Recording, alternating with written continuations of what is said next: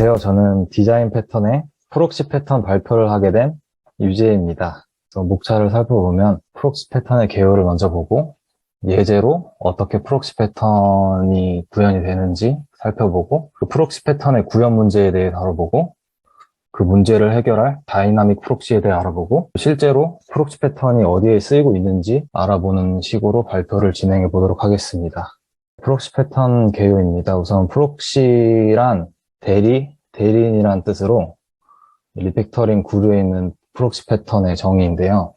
클라이언트가 사용하는 실제 서비스 객체를 대신하는 객체를 제공하는 구조적 디자인으로 프록시는 클라이언트의 요청을 수신하고 일부 작업을 수행한 다음 요청을 서비스 객체에 전달합니다.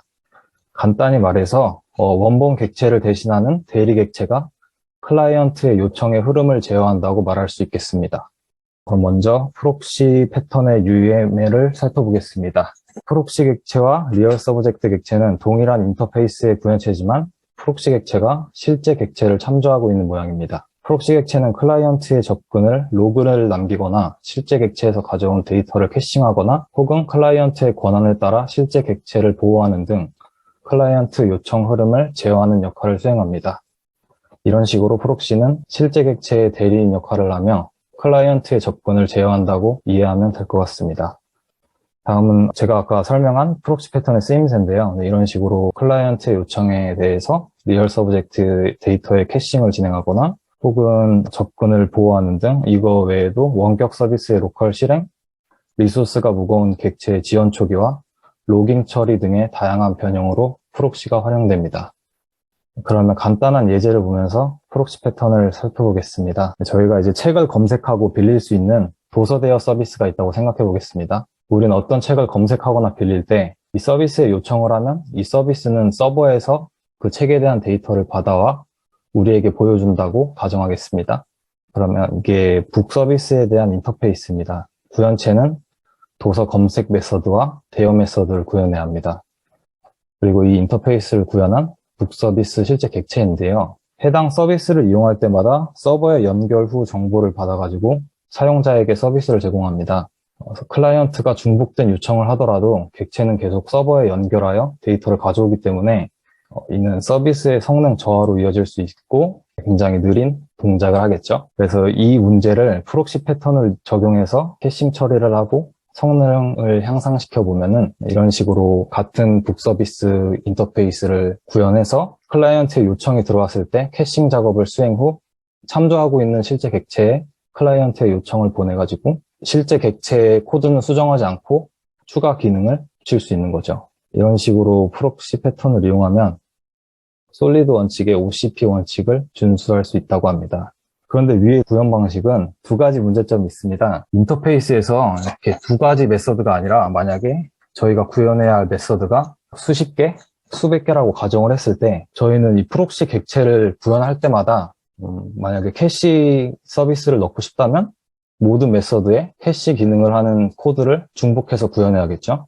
그리고 두 번째 문제로는 저희가 만약 특정한 메서드에만 기능을 추가하고 싶은데 인터페이스로 상속받아서 구현하기 때문에 안에 있는 모든 메서드를 구현해야 하는 코드가 쓸데없이 길어지는 문제점이 있습니다. 저희는 이 문제점을 다이나믹 프록시를 이용해서 해결해 볼 건데요. 이 다이나믹 프록시는 자바 리플렉션 API의 프록시 클래스를 이용하여 구현할 수 있습니다. 리플렉션 API에 대해서 궁금하신 분들은 밑에 링크를 통해서 자세히 알아보시면 좋을 것 같습니다.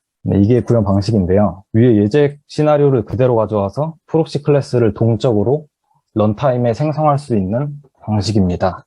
프록시 클래스의 new proxy instance라는 메서드를 활용해서 구현을 하는 건데요. 이 메서드는 첫 번째 파라미터로 프록시를 정의하는 클래스 로더를 받고 두 번째로 프록시 클래스가 구현하는 인터페이스 리스트를 받습니다. 그리고 세 번째로 메서드 호출을 처리하는 인보케이션 핸들러라는 인터페이스의 구현체를 받는데요. 이 인터페이스는 안에 인보크라는 메서드 하나를 갖고 있는데 모든 클라이언트가 어떤 실제 객체로부터 어떤 메서드를 호출할 때 그 호출받는 메서드들은 모두 이 인보크 메서드를 거쳐서 진행이 된다고 보시면 됩니다. 그럼 이 인보크 메서드의 파라미터를 보면은 첫 번째로는 프록시 객체를 받고 클라이언트가 호출한 메서드의 정보를 받고 그 호출한 메서드에 전달한 인자들을 받아옵니다. 어떤 메서드를 호출을 하면 이 인보크 함수에서 추가 기능을 수행하고 실제 객체 함수를 호출해가지고 프록시 역할을 동적으로 할 수 있게 되는 겁니다. 그림으로 살펴보면은 이런 식으로 클라이언트가 실제 객체에 어떤 메서드를 호출하든 이 인보크 함수를 통해서 추가 기능을 수행하고요. 그 다음 요청을 실제 객체에게 넘겨주는 방식입니다. 만약에 우리가 특정 메서드에만 지정하고 싶다면 이렇게 추가 기능을 붙이고 싶은 메서드를 지정해가지고 따로 이렇게 추가 기능을 수행할 수 있도록 구현도 할 수 있고요. 이 다이나믹 프록시 방식을 이용하면 저희가 아까 구현 문제에 있던 두 가지 중복 코드와 모든 메서드를 구현해야 하는 문제를 해결할 수 있습니다. 이거는 처리 결과인데요. 서치 메서드에만 해싱 처리가 들어간 걸 확인할 수 있습니다. 그러면 이 프록시 패턴이 실제로 어디에 적용되어 있는지 알아보겠습니다.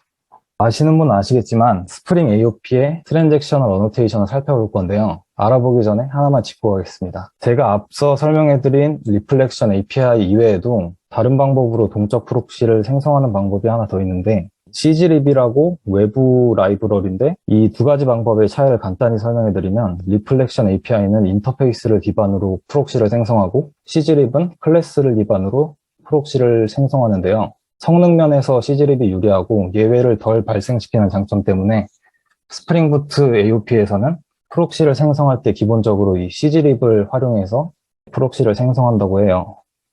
이 부분에 대해서 더 궁금하신 게 있으시면 공식 문서를 달아놨으니까 참조하시면 될 것 같습니다.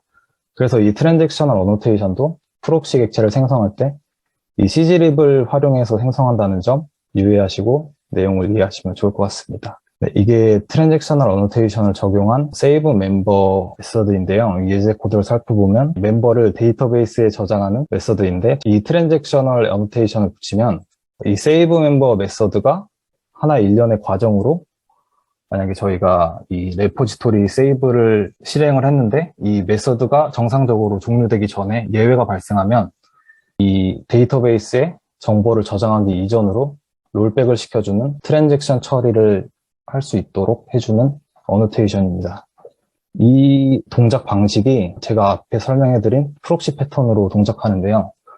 외부에서 요청을 하면 이 프록시 객체를 생성해서 트랜잭션 처리를 하고 이 원본 메서드에 세이브 멤버 메서드를 실행시키는 그런 방식으로 진행이 되는데 이게 또 정상적으로 트랜잭션 처리가 되지 않을 때가 있는데요. 그 문제가 셀프 인보케이션 문제입니다.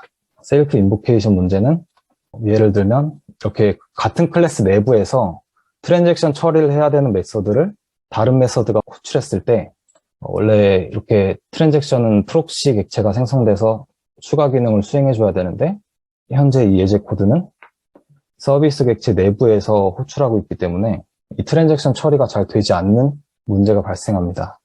그렇기 때문에 우리는 코딩할 때 이 부분을 유의하고 코딩하면 좋을 것 같고요. 공식 문서는 셀프 인보케이션에 관한 정보는 아니고 이제 AOP에서 프록시가 어떻게 사용되고 있는지에 대한 공식 문서인데 더 자세하게 알고 싶으신 분은 참고하시면 좋을 것 같습니다. 그럼 이 셀프 인보케이션을 외부에서 호출하지 않고 그냥 코드를 수정하지 않고 해결하는 방법이 몇 가지 있는데요. 이 부분은 프록시 패턴을 소개하는 발표 범위를 넘는 것 같아서 여러분이 찾아보시면 좋을 것 같습니다. 그럼 이상으로 프록시 패턴 발표를 마치겠습니다.